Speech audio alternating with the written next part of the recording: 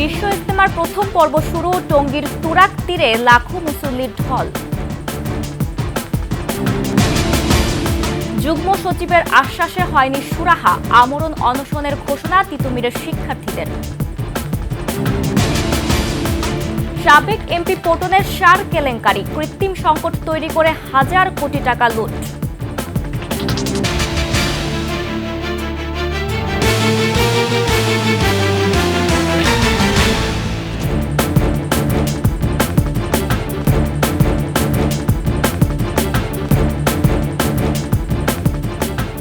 শুনছিলেন সংবাদ শিরোনাম। আমন্ত্রণ সকালের 21 সংবাদে, সাথে আছি আমি জান্নাতুল বুশরা। দর্শক, 21 টেলিভিশনের সংবাদ একসাথে সরাসরি দেখতে পাবেন আমাদের ফেসবুক পেজ www.facebook.com/2124 অনলাইনে। এছাড়া সাবস্ক্রাইব করতে পারেন www.youtube.com/@21 চ্যানেলে। ফজরের নামাজের পর আমবয়ানের মধ্য দিয়ে শুরু হয়েছে ৫৮তম বিশ্ব ইজতেমার প্রথম দিনের আনুষ্ঠানিকতা। দুপুরে বৃহত্তর জুমার নামাজে অংশ নেবেন লাখো মুসল্লি। বাদ ফজর বয়ান করেন পাকিস্তানের মাওলানা জিয়াউল হক। এর আগে বৃহস্পতিবার মাগরিবের নামাজের পরপরই আমবয়ানের মধ্য দিয়েই শুরু হয় এবারের ইজতেমার প্রথম পর্ব। শুরাই নেজামের অধীনে ৩ ধাপের বিশ্ব ইজতেমার প্রথম ধাপে গাজীপুর সহ ৪১ জেলার মুসল্লিরা ৬৩টি খিত্তায় অংশ নিয়েছেন। এছাড়া ৭২টি দেশের ২,০০০-এর বেশি বিদেশি মেহমানও অংশ নিয়েছেন। ৩ ফেব্রুয়ারি শুরু হবে দ্বিতীয় ধাপ। ইজতেমা আয়োজনকে সুষ্ঠু, শান্তিপূর্ণ ও নির্বিঘ্ন করতে ৫ স্তরের নিরাপত্তা নিশ্চিত করেছেন আইনশৃঙ্খলা রক্ষাকারী বাহিনী।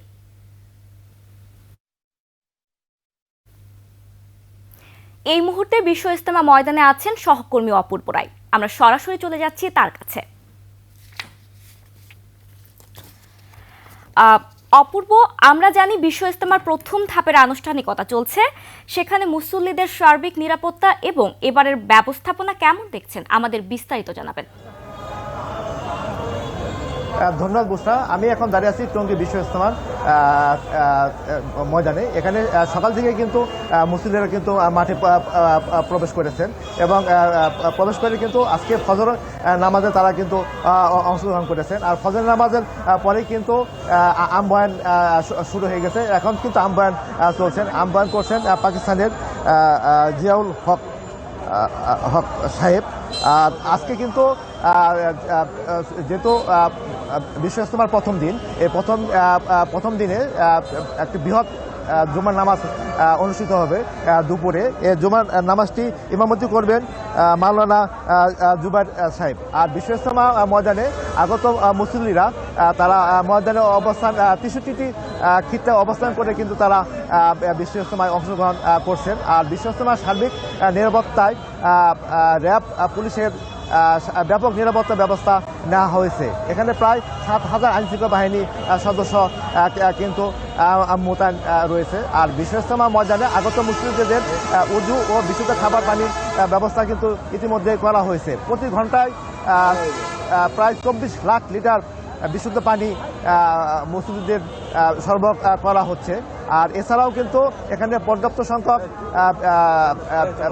পাকা বিল্ডিং, টয়লেটের মাধ্যমে কিন্তু মুসল্লিরা কিন্তু তারা স্যানিটারি ব্যবস্থাও পাচ্ছেন। তা আমি সকাল থেকেই ইজতেমা মাঠে দেখেছি মুসল্লিরা কিন্তু ইজতেমা ময়দানে কিন্তু ঢল নেমেছে।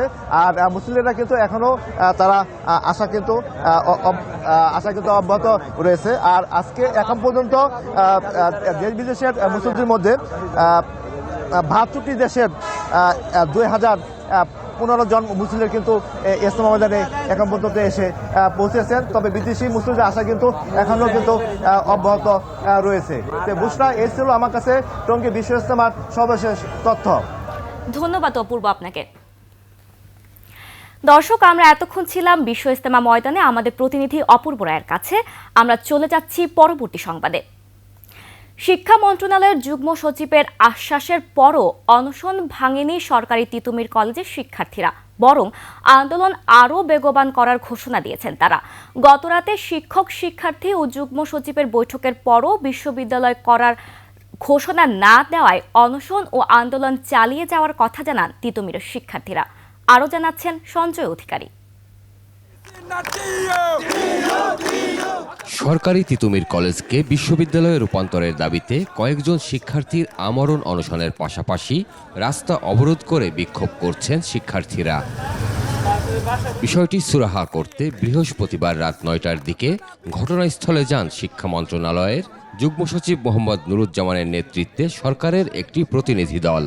প্রায় ২ ঘন্টার বৈঠক শেষে যুগ্ম সচিব বলেন, তিতুমির কলেজকে বিশ্ববিদ্যালয়ে রূপান্তরে ফিজিবিলিটি কমিটির রিপোর্ট পাওয়ার পর সিদ্ধান্ত জানাবে সরকার। তিতুমির কলেজের বিশ্ববিদ্যালয় করার ক্ষেত্রে যে ফিজিবিলিটি কমিটি করা হয়েছে, সম্ভাব্যতা যাচাই কমিটির রিপোর্ট যাতে দ্রুত দেওয়া হয়, এই জন্য আমি রাষ্ট্রকে অনুরোধ করেছি এবং অতি দ্রুত সেটা এই ডিক্লেয়ার দেওয়া হবে। বিশ্ববিদ্যালয়ের মঞ্জুরি কমিশন আছে, এই মঞ্জুরি কমিশনই হচ্ছে একমাত্র অথরিটি এই বিষয়ে হ্যাঁ কিংবা না বলার। এ অবস্থায় শিক্ষার্থীদের আন্দোলন স্থগিত করার আহ্বান জানান সরকারের পক্ষ থেকে। যারা অনশনে আছো আমাদের ছেলে এবং মেয়েরা, তাদেরকে বিনয়ের সঙ্গে অনুরোধ করছি, সরকারের পক্ষ থেকে রাষ্ট্রের পক্ষ থেকে অনুরোধ করা হয়েছে, তোমরা থেকে কষ্ট করে এই অনশনের মতো রিস্কি কর্মসূচিতে না গিয়ে এই পর্যায়ে যাতে অনশনটা ভঙ্গ করো। তবে শিক্ষার্থীরা কর্মসূচি স্থগিতে রাজি হননি। তিতুমির কলেজকে বিশ্ববিদ্যালয় করার ঘোষণা না দিলে রাজপথ ছেড়ে যাবেন না বলে ছাপ জানিয়ে দেন তারা। ফিজিবিলিটি টেস্ট কমিটি করা হয়েছে 2 মাস হয়ে গেছে, এখনো পর্যন্ত আমাদেরকে কোনো রিপোর্ট জানানো হয় না, অথচ আমাদেরকে বলা হয়েছিল খুব সহসাই ফিজিবিলিটি টেস্টের রিপোর্ট জানানো হবে। তিতুমির যতক্ষণ না বিশ্ববিদ্যালয় হচ্ছে আমরা মাঠ ছাড়ছি না। দাবি আদায় না হওয়া পর্যন্ত গণ অনশন, রাস্তা অবরোধ ও বিক্ষোভ কর্মসূচি চালিয়ে যাবেন বলেও ঘোষণা দেন তিতুমিরের শিক্ষার্থীরা। তিতুমির বিশ্ববিদ্যালয় ঘোষণা করার আগ পর্যন্ত আমরণ কর্মসূচি চলমান থাকবে। সঞ্জয় অধিকারী, ২১ টেলিভিশন, ঢাকা। রক্ত দিয়ে অর্জিত স্বাধীনতা রক্ষা করতেই রাজনৈতিক দল গঠন করবে শিক্ষার্থী। দেশজুড়ে মানুষকে সংগঠিত করার কাজও শুরু করেছে তারা। সম্প্রতি সুইজারল্যান্ডের দাভোসে বিশ্ব অর্থনৈতিক ফোরামের বার্ষিক সম্মেলনের ফাঁকে ব্রিটিশ সংবাদ মাধ্যম ফিনান্সিয়াল টাইমসকে দেয়া পডকাস্টে এমনটাই বলেন প্রধান উপদেষ্টা অধ্যাপক ডক্টর মোহাম্মদ ইউনূস। ঘুষ, দুর্নীতি আর নোংরা রাজনীতির পুনরাবৃত্তি ঠেকাতে শিক্ষার্থীদের এ সুযোগ নেওয়া উচিত বলেও মনে করেন তিনি। দুলি মল্লিকের ডেস্ক রিপোর্ট। কোটা বিরোধী আন্দোলন থেকে স্বৈরাচার সরকারের পতন, জুলাইয়ে নাহিদ, মাহফুজ, সার্জিজ, আসিফ, তরুণ এসব শিক্ষার্থীদের আন্দোলনের ডাকে সাড়া দেয় পুরো দেশের মানুষ। একযোগে ছাত্র জনতার আন্দোলন ও গণ অভ্যুত্থানের মধ্য দিয়ে শেষ পর্যন্ত পতন ঘটে স্বৈরাচার শেখ হাসিনা সরকারের। নতুন বাংলাদেশ গড়ার স্বপ্ন নিয়ে রাজপথ থেকে এসব তরুণ শিক্ষার্থীরাই এখন রাষ্ট্র ক্ষমতায়, আর তাদের নেতৃত্ব দিচ্ছেন নোবেলজয়ী ডক্টর মোহাম্মদ ইউনূস। নানা বাধা পেরিয়ে সর্বাত্মক চেষ্টা চালাচ্ছেন জাতির ঐক্য ধরে রাখতে। ঐক্য ও সমৃদ্ধের নতুন বাংলাদেশ গড়ার এই স্বপ্ন বাস্তবায়ন তিনি দেখেন ছাত্রদের নতুন দল গড়ার মধ্য দিয়ে। সুইজারল্যান্ডের দাভোসে বিশ্ব অর্থনৈতিক ফোরামের বার্ষিক সম্মেলনে যোগ দেওয়ার ফাঁকে ব্রিটিশ সংবাদ মাধ্যম ফিনান্সিয়াল টাইমসের বৈদেশিক বিষয়ক প্রধান গিডেয়ান রাসম্যানের পডকাস্টে সেই স্বপ্নের কথাই তুলে ধরেন doctor Mohammad Yunus. This is at a good time because always I'm protecting the unity of the nation. I don't want to depart from that. One of the possibilities is the students themselves will form a party. নির্বাচন প্রসঙ্গে সম্ভাব্য দুটি সময়ের কথা জানিয়ে doctor Yunus বলেন, বিগত আমলের প্রশাসনের ঘুষ, দুর্নীতির পুনরাবৃত্তি ঠেকাতে শিক্ষার্থীদের রাজনীতিতে আসা জরুরি। I said whole nation knows them. Let them take a chance, whatever they want to do. The students are ready. They are campaigning. They are organizing throughout the country. রাজনৈতিক আখের গোছানোর ব্যক্তিগত আকাঙ্ক্ষা শিক্ষার্থীদের নেই উল্লেখ করে দেশের উন্নয়নের জন্য তারা প্রতিশ্রুতিবদ্ধ বলে জানান। বলেন, তাদের অভিপ্রায়ও স্বচ্ছ। তবে দল গঠনের প্রক্রিয়া খুব সহজ হবে না বলেও মনে করেন প্রধান উপদেষ্টা। প্রচলিত রাজনীতি ও রাজনীতিবিদদের দুষ্টচক্র বারবারই গণতন্ত্রের পথে বাধা তৈরি করবে বলেও সতর্ক করেন। Maybe in the process of forming party, they'll fall apart. That's also danger. এ অবস্থায় শিক্ষার্থী তরুণদের নতুন রাজনৈতিক দল গঠন শেষ পর্যন্ত কতখানি সফল হবে তা নিয়েও কিছুটা সংশয় প্রকাশ করেন doctor Yunus. So we don't know whether they can remove themselves from the politics that we have in the country. পডকাস্টে ছাত্র জনতার আন্দোলন ছাড়া শেখ হাসিনার 15 বছরের শাসন আমলে বিপুল পরিমাণ অর্থ আত্মসাৎ, অর্থ পাচার সহ দুর্নীতির নানা চিত্র তুলে ধরেন প্রধান উপদেষ্টা। দুলি মল্লিক, ডেস্ক রিপোর্ট, 21 টেলিভিশন। এদিকে রাজনৈতিক দল গঠন বা পদত্যাগের ব্যাপারে সিদ্ধান্ত হয়নি বলে জানিয়েছেন তথ্য উপদেষ্টা নাহিদ ইসলাম। তবে সরকারের থেকে কোনো দল না করার বিষয়টি নিশ্চিত করেছেন তিনি। করার মতো পরিস্থিতি হইলে আমরা সেটা সরকার ছাড়ার সিদ্ধান্ত নিলে আমরা এটা আনুষ্ঠানিকভাবে বলবো। সেরকম কোনো সিদ্ধান্ত এখন পর্যন্ত আমার জায়গা থেকে বা আসিফের জায়গা থেকে আমি যতটুকু জানি যে এরকম হয়নি। নতুন রাজনৈতিক দল হোক বা অন্য কোনো রাজনৈতিক দল হলো, আমরা সরকারে থাকা অবস্থায় সেটার সাথে সংশ্লিষ্ট হব না। আমরা বিচার কার্যক্রমটা আগে দেখতে চাই, আদালত কি বলে বা বিচার কার্যক্রমে কতটুকু আগায়। আর রাজনৈতিক দলগুলোর সাথে আলোচনার বিষয় আছে, কারণ এটি একই সাথে এটি কেবল আইনগত সিদ্ধান্ত নয়, একটা রাজনৈতিক সিদ্ধান্ত। তবে ব্যক্তিগত জায়গা থেকে আমি বা ছাত্রদের পক্ষ থেকে ছাত্ররাও বলেছে যে আমরা মনে করি যে আওয়ামী লীগ 15 বছর যে ফ্যাসিজম করেছে, জুলাই যে ধরনের গণহত্যা সংঘটিত হয়েছে, তারপরে আওয়ামী লীগের রাজনীতি করার আসলে অধিকার নাই। আওয়ামী লীগ নামে, আওয়ামী লীগ ব্যানারে আসলে রাজনীতি করার সুযোগ বাংলাদেশে থাকা উচিত না।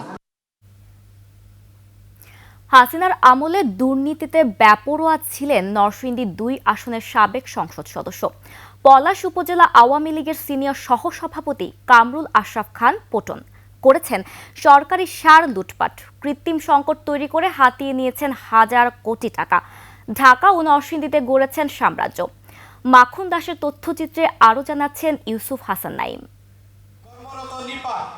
নরসিংদী 2 আসনের সাবেক সংসদ সদস্য ও পলাশ উপজেলা আওয়ামী লীগের সিনিয়র সহসভাপতি কামরুল আশরাফ খান পটনের নাম শুনলেই আতঙ্কিত হতো জনপদ। বড় ভাই এমপি আনোয়ারুল আশরাফ খান দিলীপের অপকর্মের হোতা হিসেবে পরিচিত পটন 10ম জাতীয় সংসদে 14 দলের প্রার্থীর বিরুদ্ধে দাঁড়িয়ে স্বতন্ত্র প্রার্থী হয়ে নির্বাচিত হন।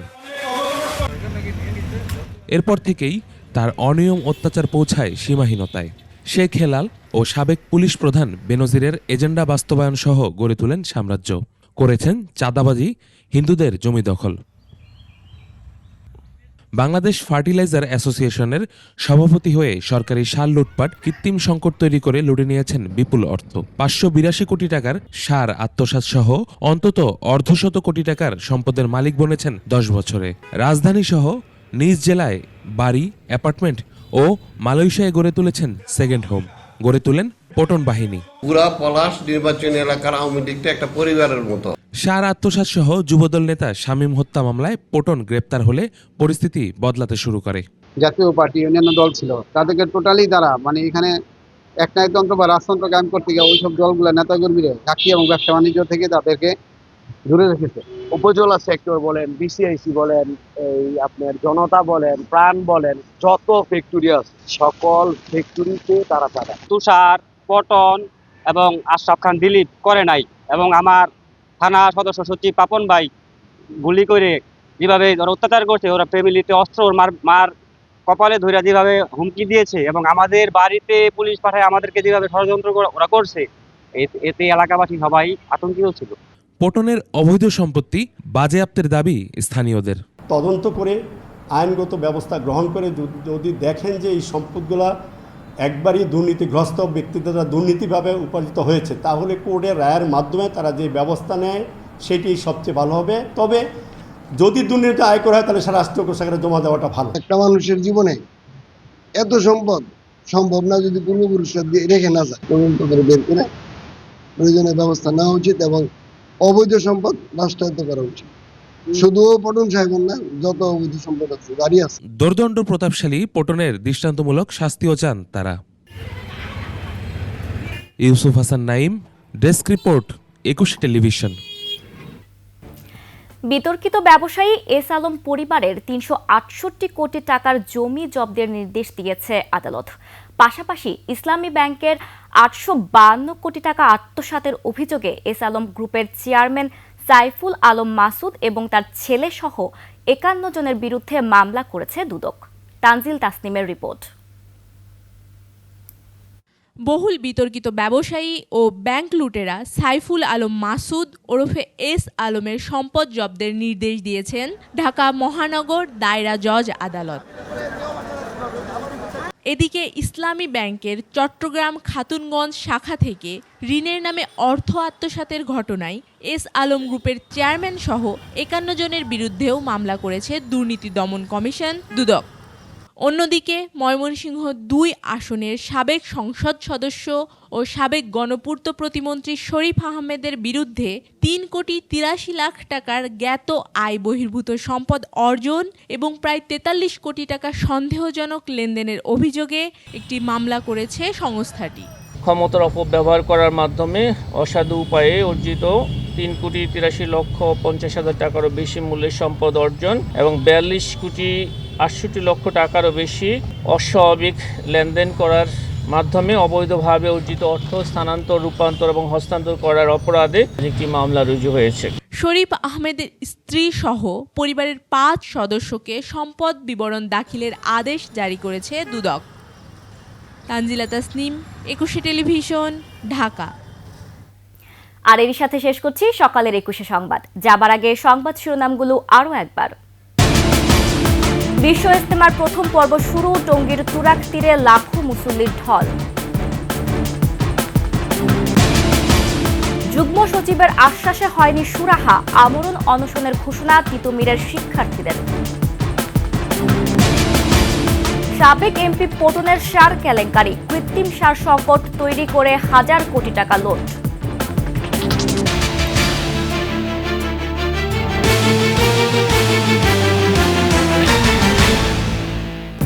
সর্বশেষ সংবাদ জানতে ডায়াল করুন 2021 নম্বরে আর ভিজিট করুন 21-tv.com ওয়েবসাইটে।